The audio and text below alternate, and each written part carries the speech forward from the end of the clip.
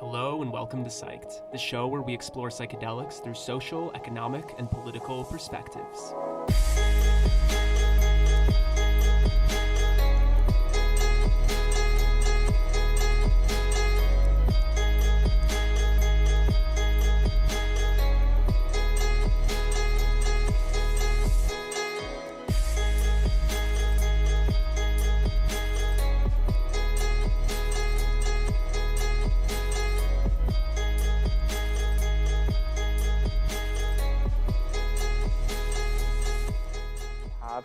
Daniel Sitaram.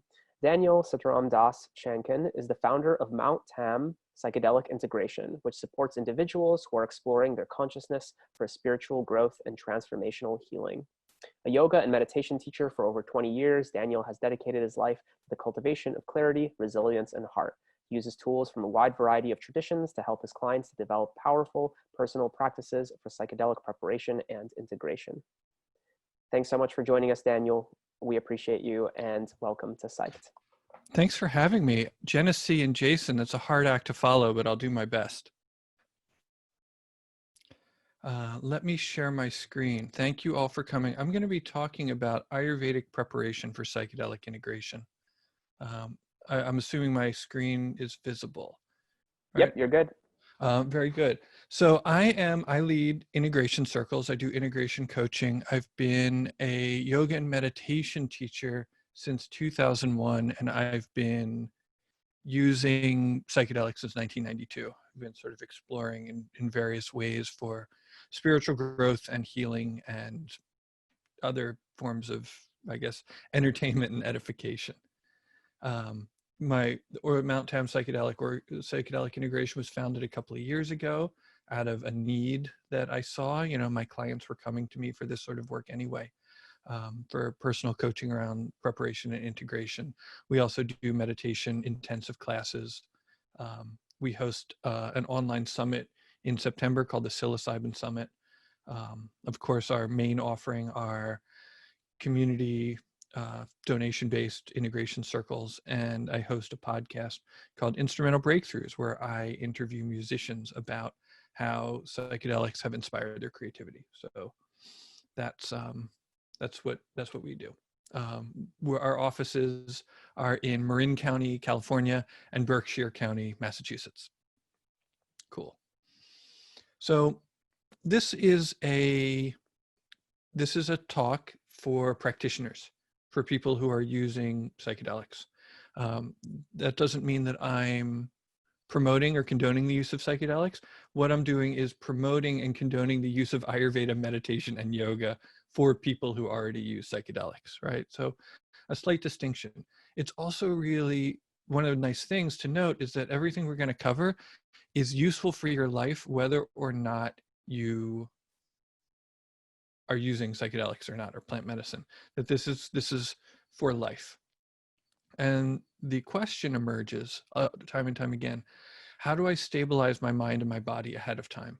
How do I create a foundation that supports and accepts intense experience so that it's useful and powerful, right? How do I ground afterwards? How do I support mental and emotional processing? And what activities will allow me to live according to my highest intentions? Right, so these are the things that come up a lot, and what we're going to look at is how Ayurveda helps to do this. And if you're asking what is Ayurveda, it's a Sanskrit word, and it translates to mean the science of life. It is one of the sister sciences of yoga, right? It has the same philosophical underpinnings. It has two major activities, right? It's the health science branch, right? So Ayurveda usually works to manage somebody's health so that if they're doing things like yoga or meditation, or in this case, psychedelic journey work, that they're healthy enough to do it and to get benefit out of it. One of the major activities is the cultivation of sattva. You might know the word bodhisattva. And so it means purity of being or purity of perception. So creating that sort of higher state that can kind of channel more light and more wisdom and more compassion through it. The other thing that it does is it mitigates imbalance. You might have heard of the word dosha, right? Someone's like, oh, I'm Pitta dosha, I'm Vata dosha. And so that refers to the way that your own body goes out of balance. And we'll talk more about that. It comes from Samkhya philosophy, right? So it's based on this idea of Samkhya philosophy, which is a consciousness first model. And so what consciousness first means is that it's opposite from like rational materialist, which would say that consciousness originates in the brain, right? So we're not thinking that consciousness originates in the brain. We're thinking that the brain originates in consciousness. So up here at the top, you have basically the yin and yang. You have Purush, which is unchanging awareness. And if you're familiar with Hindu mythology, that's Shiva. And then on the other side, you have Prakriti, which is Mother Nature, right? So this is the goddess, this is Shakti. And Prakriti is everything that changes, the seasons, the fluctuations of your mind. 1 minute you're happy, 1 minute you're sad, the way your body changes over time, the way we age. And so between these two, consciousness and matter, we sort of all things manifest, right? And we're way down at the bottom. We're way down at the bottom. One thing I do want to point out is, let me open up the chat window. Okay, so Arun Kumar, welcome. So of Eastern philosophical model, finally, yes. So a Ahamkar is right there in the middle, this bud. This is the ego. And everybody's always talking about killing the ego, or the problem with the ego. In this model, the ego here, Ahamkar, literally means I maker.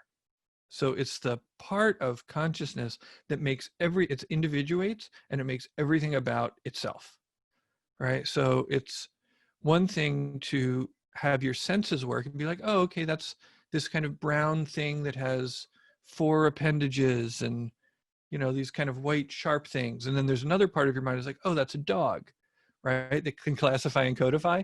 And then there's another part of you that's like, oh my man, that dog's about to bite me, I better run away. Or, oh, that dog looks friendly, I should pet it, right? So there's a part of us that is always making things about us. When we take psychedelics, sometimes we get to hop up over a Ahamkar into Mahat, right? And Mahat is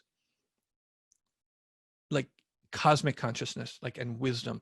Like when you hop behind the ego and you see something like, oh my God, there's this vast intelligence that keeps all the planets in place. Oh my God, like everything is perfect and perfectly ordained, and like millions and millions of eons have conspired together to create this most perfect moment. And you kind of see behind the curtain, right? That's Mahat, right? Most of the time we're down here in Sattva, Rajas, and Tamas, which Sattva means purity, Rajas is activity, and Tamas is stability, right? And it's more complicated than that. I'm really trying to cook through this as quick as I can. You'll forgive me. So the idea we were talking about the cultivation of sattva is we want to cultivate sattva so that we have a clear vision of seeing, right? The more sattva we cultivate, the more likely we are to be able to look behind a Ahamkar without becoming distressed, right? Right. So one of the things that we want to do when we're preparing for our journeys, right? And so this is sort of like this is sort of the meditator version, right? If you were just talking to Genesee and she was talking about the therapeutic model, right? We were going to therapy. This is more like if you're a meditator or you're a soul practitioner, you're a magician, or you're an explorer and you're just doing your thing, right? You want to cultivate sattva in your setting, right? You certainly wouldn't want tamas, right? Unconscious, impure, destructive, wicked, harmful, deluded, right? Or even extroverted, powerful, desirous, right? Rajas moving into sattva is a lot of times when, I'm in the Bay Area and we talk to people who have been very, very successful in their life and they've made lots of money and they've become very, they've done lots of things in the material world, and they realize, oh man, I just kind of need to move out of town and meditate more often and maybe work for a nonprofit, right? They're tuning into sattva. And so if we think about creating a setting for ourselves that is sattvic, right? Scripture, right? We look at things like, books, right? Tamasic is maybe like conspiracy theories, right? Or just sort of violent images, things of that nature. And Raja scripture would be would be things like Tony Robbins, who I actually like his work very much, but he's Rajasic, right? Seeking wealth, seeking success, things of those natures. Sattvic literature, books that promote peace and introversion and devotion. And the same thing all the way down, we just see is like, how do we create the most wholesome environment for ourselves as possible, right? Eating wholesome, fresh food, as opposed to like picking up a burger at a fast food joint, right? Am I hanging out with the most high quality, are my friends high quality, right? Is the place that I'm doing this in meditated, contemplative, clean, is there solitude, right? You don't want to eat a lot of psychedelics like in the middle of a marketplace or a business place or a place of wicked activity. These are copied right out of the Bhagavad Gita, by the way. And so on and so forth. And so these various actions, meditations, and mantras to create more and more sattva, right? So next slide. Down here at the bottom, right, we were talking about how the universe manifests from consciousness. What it does when it manifests into consciousness is it from consciousness into matter, it takes on the 5 elements, right? So we've got from subtle to gross, right, which means most subtle, like the most like spaciousness, ether, air, fire, water, and earth, right? Really grounded earth, right? And the thing is that when we take psychedelics, we're pulled up into the ethers, we're pulled up into subtlety, right? And so a lot of the work that we want to do to create a firm foundation to have a psychedelic experience is to increase groundedness, right? And a lot of this is going to be with just good, stable habits, right? It's like, it's one thing to do a dieta. It's another thing to try and wake up and go to bed at the same time every day, right? And to have a regular meditation practice. So think regularity, right, for earth. Cooking into doshas, just cruising in. I know we're moving fast. We each have a unique constitution created by a combination of the elements. This affects the way our bodies and our minds function. When the elements are out of balance, we call that dosha, right? So some people have a predominance of space and air in their constitution. Right now, I'm kind of speaking very, very fast. I'm speaking like a Vata right now, right? Just quick motion, air, like breeze. Whew. Pitta people, right, have a lot of heat and fire and kind of water elements, right? So they can be very, very intense and fiery. And then Kapha qualities reflect the elements of water and earth. Probably the most famous Kapha in the world is Oprah Winfrey. The Rock would be Pitta with maybe some Kapha. And when you think of Vata, maybe we have like Gwyneth Paltrow. So, all right, we're actually doing okay. Okay, now I feel like I can ground a little. So Vata dosha relates to prana, right? This is the realm which is movement, prana, energy, movement, the realm of the brain and the nervous system, right? And so this energizes everything and all of our mental functions. So when we talk about, this part from the subconscious came to the surface, that's Vata, right? Vata brings things up. It's like, this thing I did. I was just talking to somebody, a student, and they were saying, what happens, what does it mean when you're doing this work? And a thought from 10 years ago. If you email me, you can get the slides, Margie. And hopefully, I think we're recording this, and I'll talk to the presenters and try and get a recording of this as well.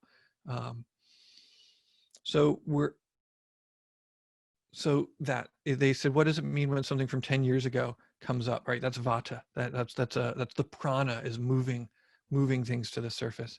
So when you have experiences of like shamanic travel, right? If you're on a journey, if your vision is very motion based, like, I'm starting in one place and I'm going to another, that's Vata.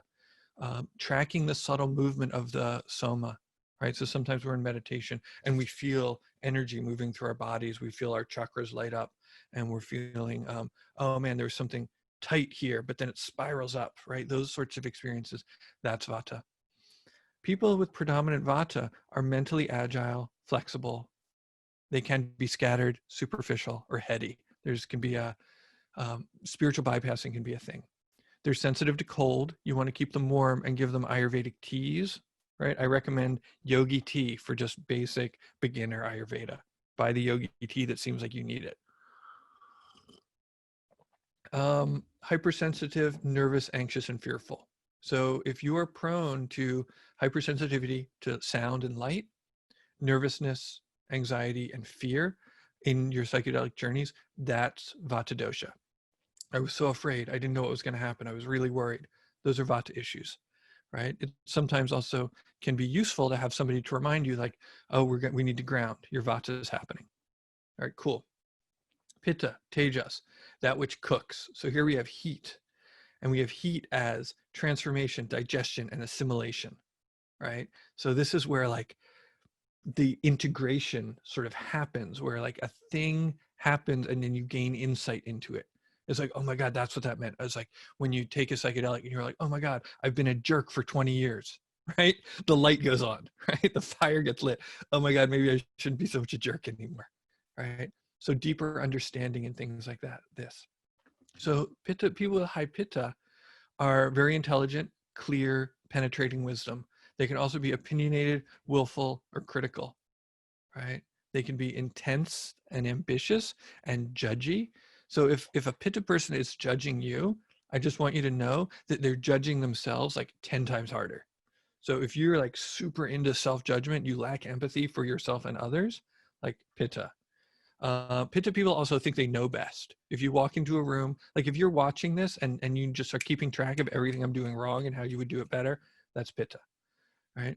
So they're sensitive to heat and control, right? Like I'm in control right now, ish, right? And you're like, I could do it better. I should be in control. I should be giving this thing. Pitta. Anger, anger, anger, anger, anger, right? And so finding ways to soothe the anger, right? Cooling the heat, right? Iced tea, right? Right? Visualization of water, being near water, drinking water, things like meditation on the moon, right? Soothing ourselves down, right? Cool. All right. We might even hit, like we're going to get kapha. So kapha, stability, earth and water, cohesion. This keeps us sticky and held together. And they're sometimes are a little heavier and they're calmer. And this is where we have like emotion, feeling, love, devotion, and sentimentality, right? This is where those feelings of like universal love, oh my God, we're all connected. I love you. You're my brother. You're my sister. Like, oh my God, I can't believe we're really in it together. Oh man, we're going to change the world. We're going to teach people love is the answer, right? I mean, and that ambition is a little bit more Vata or Pitta, but you know, the sentiment of just like love, right? It's like this earth mother quality is really, really Kapha. And so they're really into kind of like sweetness and being connected and being social. They don't necessarily like new people, right? These people probably want to be in a space that's very comfortable and known to them, right? They're very traditional, sometimes culturally, but just traditional in their life. You know, they're habit bound. So they're resistant to change, stagnation, new people, and they can't let go, right? So that's tricky, right? It's like if you're like if you are sitting there and thinking about your high school sweetheart from 10 years ago, you haven't spoken to them in 8 years, that's a kapha issue. You gotta just let that go. And also this sort of the energy is like dropping here, like there's this grounded energy, and that can sometimes lead into depression, right? And so like sort of depression and lethargy and not necessarily taking joy in things can be a kapha thing. Now, vatas get depressed too, but they get depressed because they get exhausted, because they move, they run, and then they just get wiped out. Pitta people get depressed because they're judging themselves too hard, right? So that is tough. Cool. So all of these, so here when we were talking about from gross to subtle, is we have earth element at the bottom, we have ether or air in the throat. One of these things that you would want to do, and I wish we had more time for this sort of thing, is breathing to the chakra center that relates to the element that you want to work with, right? It's one practice, right? Begin with the root, right? This is from a class that I teach, right? Dinacharya, consistent practice, going to sleep, waking up at the same time. Evacuation, making sure you're pooping properly, right? That's happening regularly.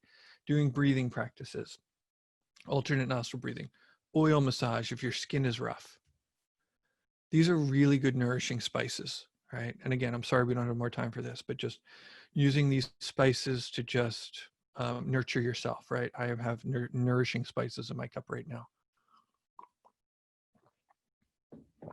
Nadi Shodhana Pranayam, alternate nostril breathing. Super great. Very, very powerful. And I wish we had time to do it, but we don't. But we did get through the slides. And we're back to Tam integration. Reach out to me if you would like preparation or integration coaching. Do not reach out to me if you want drugs. I won't give you any. I don't have any. If you want meditation class, integration intensive, I do that a couple of times a year. Do we have any questions? 20 minutes, 2:20. I did it. Yeah. Thanks so much, Daniel. Really appreciate you doing this for us. If you actually want to lead a meditation, that's completely fine with us. We can do that. We can ask a couple questions. What's best for you? If people have questions, we can answer them. Okay. Well, if they don't, we can breathe. There haven't been any audience questions yet. The one thing I would like to ask is, we got an audience question. Let's start with that one then. Do most folks fit into one category, or are some folks mixed between the multiple categories you described? Everybody's mixed, right? So you wouldn't think, so there's no, in this world, this material world, there's no like pure fire, right? Like even the fire that we see in a campfire, there's air and there's wood, there's earth, all that kind of stuff. We have a combination of elements inside of us. And so these are kind of guidelines of the way things tend to happen, right?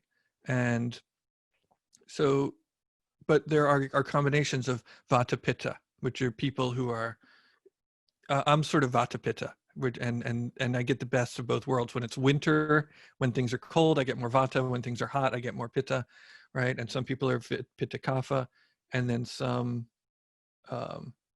where's the Pitta slide again? And so some people are tridoshic, right? Would the Brahma Muhurta time be more conducive for a plant medicine journey?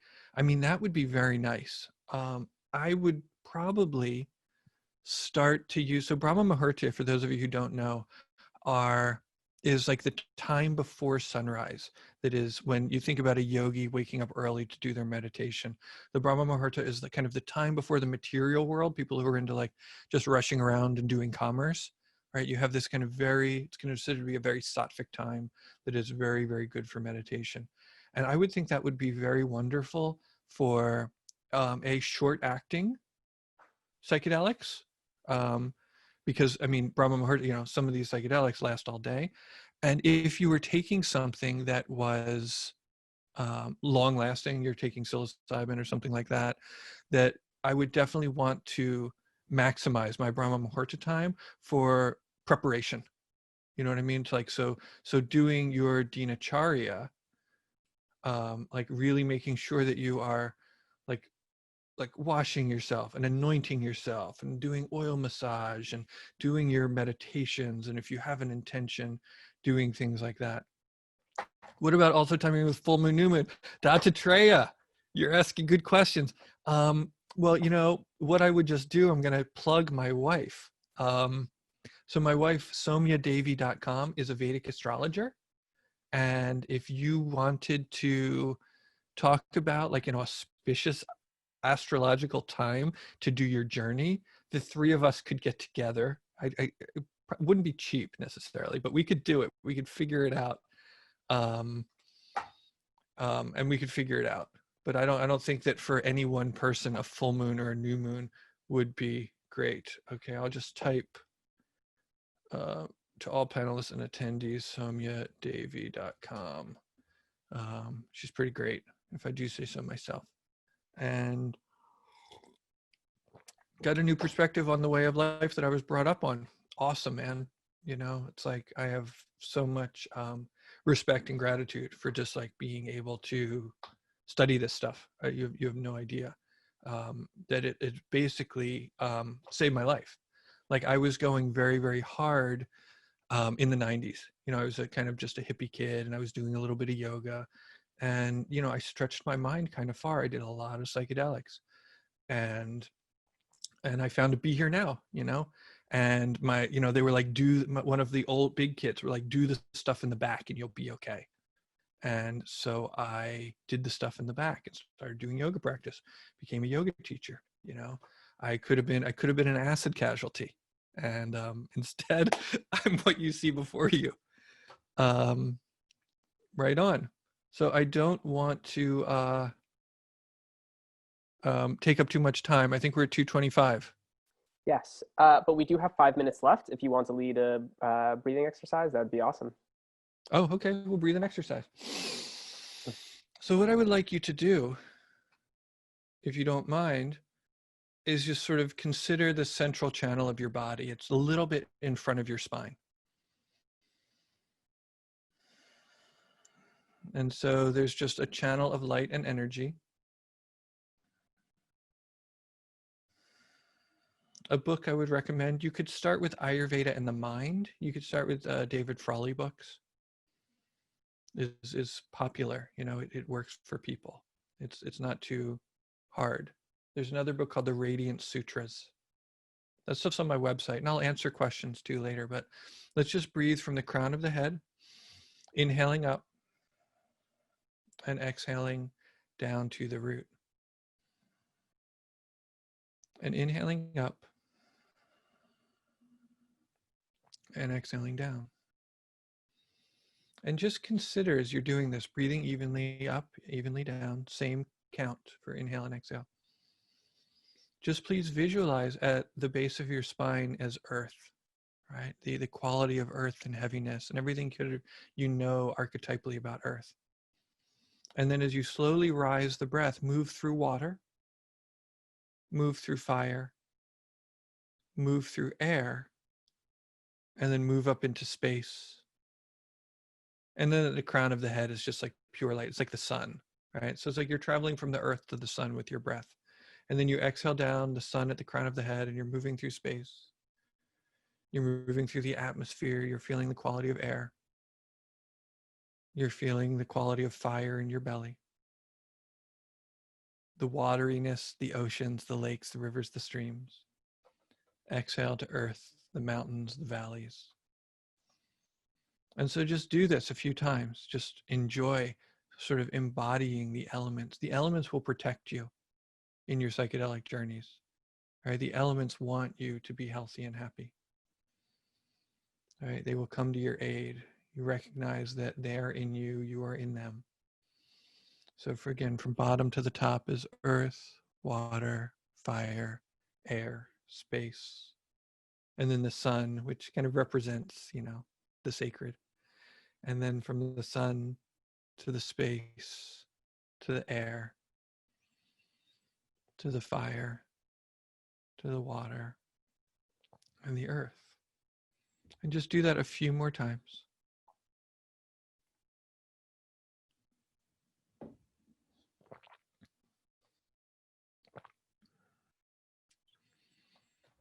If you do this practice over time, you'll notice that different ones will have different messages for you. You can start to just explore each one in its time. But for now, just, shaking hands, greeting, bowing to each element, right? Bringing the energy up, bowing to the earth, bowing to the water, bowing to the fire, bowing to the air, bowing to the space, and bowing to the sacred. All right, coming down, letting there be peace in space, letting there be peace in the air, letting there be peace in the fires, peace in the water, and peace in the land. And just maybe one more time up,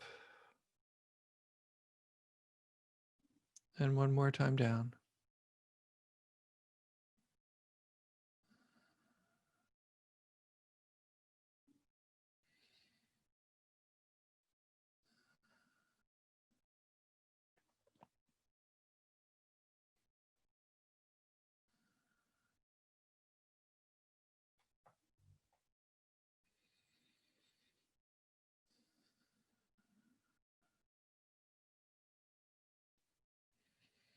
And so I thank you very, very much. I hope that that was useful to you. I hope that that gives you much joy and health and happiness, that it gives you more of a foundation from which to explore your consciousness in a healthy and fulfilling way. And I do really want to appreciate, just thank the Psych 2020 team for inviting me and for creating this lovely event. Thanks so much, Daniel. We really appreciate the time and looking forward to talking more soon. Awesome. Come around. Bye-bye. Be well.